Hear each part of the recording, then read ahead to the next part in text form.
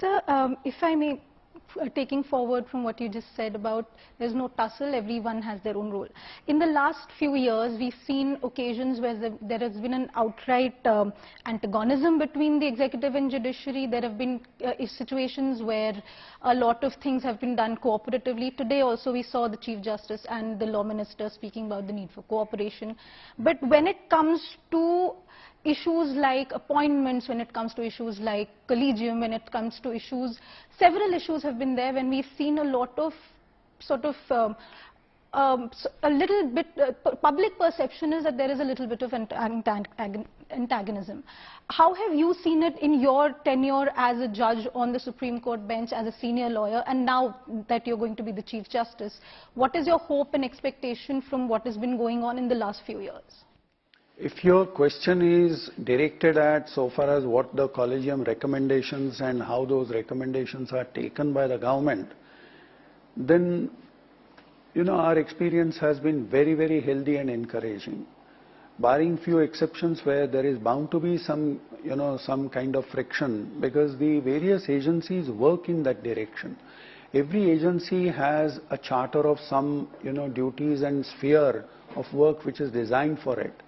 Now, I'll give you an example. Supposing if a recommendation comes from the High Court Collegium for appointment of certain persons as judges of the High Court, naturally that's one recommendation which comes, which is the originating idea. That originating idea will then be supplemented by the government's recommendation. It will again be supplemented by what is called the consultee judge's opinion. So therefore, that's again one factor or one facet of the matter. And finally, the assessment will be made by the Collegium in the Supreme Court, correct? अब ये जो जितनी agencies है, every agency has a work, has a particular job to perform. Governmental agencies may actually be looking into what is the profile of that individual. The profile of the individual, perhaps the Collegium may not be aware of.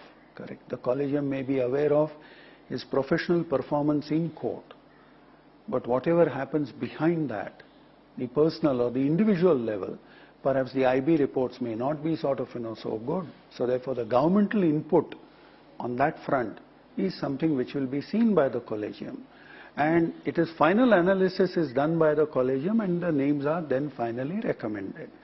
So in this entire process, there are bound to be some kind of, every agency wants to perform whatever is the job assigned to it to the best of its ability. So therefore, there is bound to be some kind of viewpoint which may get expressed. And so these are not tussles as such. These are only what is called the checks and balances in the system. Outside of the appointments issue, there have been a lot of instances. I haven't seen any kind of tussle. If you can name something, then I can respond to that. Sir, आज भी जब supreme court परिसर में समारोह था आज़ादी का अमृत महोत्सव, उसमें भी ये हुआ कि कॉलेजियम सिस्टम को लेकर आपको लगता है कि उसमें कुछ सुधार की जरूरत है, या फिर एनजेएसी जिसे सुप्रीम कोर्ट ने रिजेक्ट कर दिया, क्या वो किसी दूसरे रूप में उसकी जरूरत है, या कॉलेजियम सिस्टम में भी कॉलेजियम को अपने इंट्रोस्पेक्शन करने की जरूरत है? इसमें आपका टेक क्या है? See, whatever has been laid down by the bench of 5 judges of the Supreme Court, they have interpreted the provisions of the Constitution, they have interpreted whatever was the amendment to the Constitution. And the decision laid down by the court is that the Collegium system is here to stay, correct? Then if it is to stay, then we must work in that direction. So therefore, for us, we will be simply working in that direction to see that the maximum output and qualitatively good results are actually sort of brought about. So that should be the function of, every succeeding sort of, members of the Collegium.